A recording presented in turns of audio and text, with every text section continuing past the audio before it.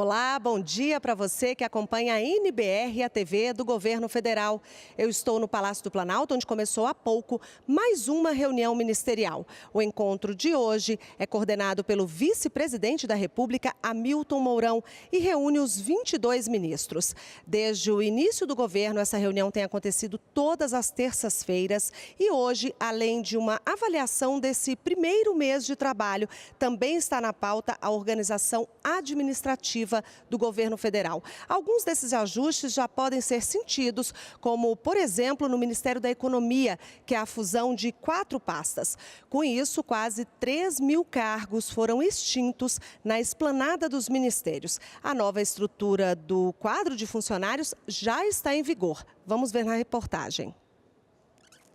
O novo Ministério da Economia é uma junção de 4 pastas: Fazenda, Planejamento, Desenvolvimento e Gestão, Indústria, Comércio Exterior e Serviços e Trabalho passaram a formar um único ministério.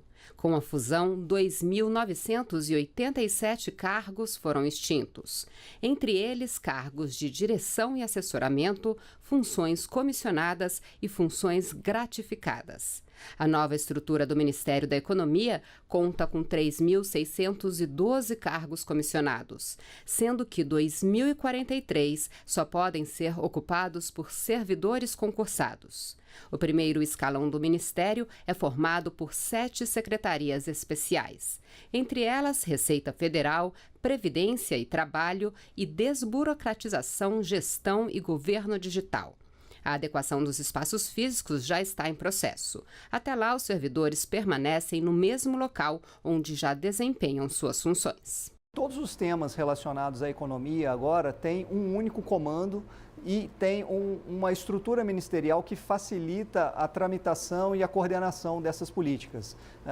Na estrutura vigente até então, muitos assuntos transitavam ao mesmo tempo pelo Ministério da Fazenda, Planejamento, Indústria e Comércio, às vezes Trabalho, Previdência, dependendo da matéria, e isso requeria um esforço de coordenação maior.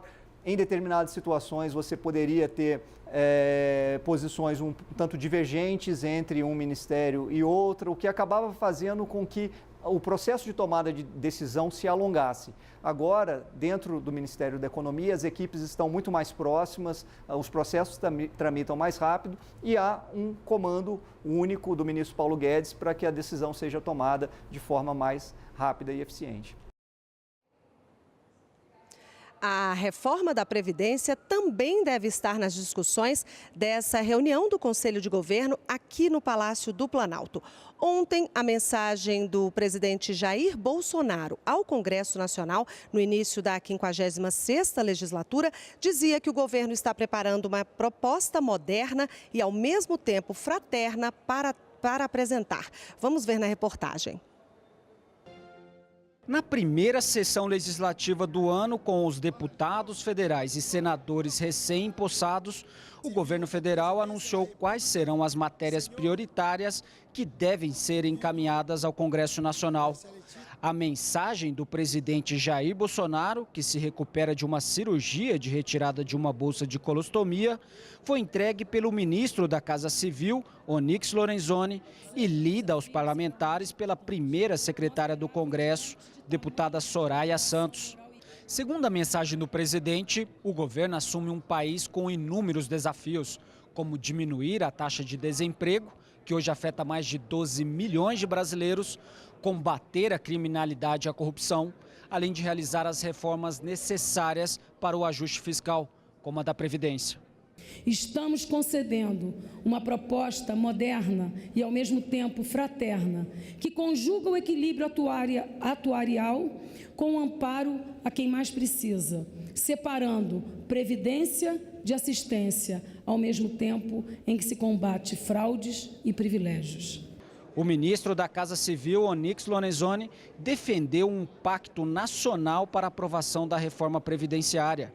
A proposta, que passará pela Câmara e Senado, deverá ser encaminhada pelo Executivo nas próximas semanas. O governo trabalha na construção de um projeto que conceitualmente conserta a atual Previdência e, por outro lado, cria um novo mecanismo para o Brasil do que diz respeito à Previdência Social, como estava na mensagem presidencial, ou seja, um regime de capitalização que vai trabalhar com a poupança individual, exatamente para poder dar segurança e garantia aos futuros segurados da Previdência Social e para que o Brasil, nos próximos anos, consiga ampliar sua poupança interna para poder financiar o seu crescimento. Para o presidente reeleito da Câmara dos Deputados, Rodrigo Maia, construir um novo regime previdenciário é um dos desafios da atual legislatura. Nessa legislatura, precisaremos enfrentar uma pauta de matérias urgentes, de modo a corresponder à vontade da maioria da população indicada pelo resultado das urnas. Nesta pauta, sobressaltam-se temas como as reformas da Previdência e tributária, a retomada do crescimento econômico, a redução da violência, o combate à corrupção e a redução da pobreza no nosso país. O presidente do Senado, Davi Alcolumbre, acredita que só com um diálogo será possível fazer mudanças e aprovar as grandes reformas necessárias para o país. Para que essas reformas sejam bem-sucedidas, deverá ser promovida uma ampla discussão possível, integrando e ouvindo os representantes dos municípios e dos estados, dos partidos políticos e com a efetiva participação popular. O presidente do Supremo Tribunal Federal também participou da solenidade de abertura do ano legislativo e defendeu maior envolvimento entre os três poderes. Venho propondo a celebração de um novo grande pacto entre os três poderes, que envolva reformas fundamentais, que estamos cientes de serem necessárias para a nação brasileira, como a reforma previdenciária e a fiscal e tributária, e que compreenda necessariamente uma repactuação federativa, evitando que estados e municípios cheguem a um quadro de insustentável inadimplência. Vai ser um governo que vai cumprir o compromisso que ele firmou nas ruas com os brasileiros, de trazer de volta a esperança para o país, mas isso vai ser construído com muito diálogo, muito diálogo. Nós reiteramos de que o mandato de um presidente da República ou de um parlamentar é uma maratona e não uma corrida de 200 metros. Portanto, para que a gente chegue forte no fim, tem que ter diálogo, paciência, resiliência e, acima de tudo, uma capacidade de fazer aquilo que caracteriza o Congresso Nacional, que é parlar, ou seja, falar. E é o que nós vamos fazer. Eu continuo aqui no Palácio do Planalto e volto a qualquer momento na nossa programação com mais informações. Agora nós vamos direto a São Paulo, onde está o repórter Ricardo Ferraz com informações sobre a saúde do presidente Jair Bolsonaro. Ricardo, bom dia para você.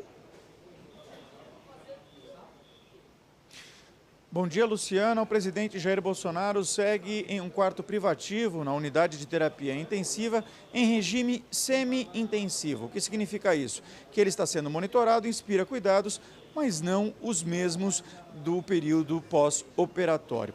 O presidente registrou episódios de febre baixa, 37,3 graus e algumas alterações em exames laboratoriais, principalmente um aumento no número de glóbulos brancos, o que poderia indicar sinais de infecção.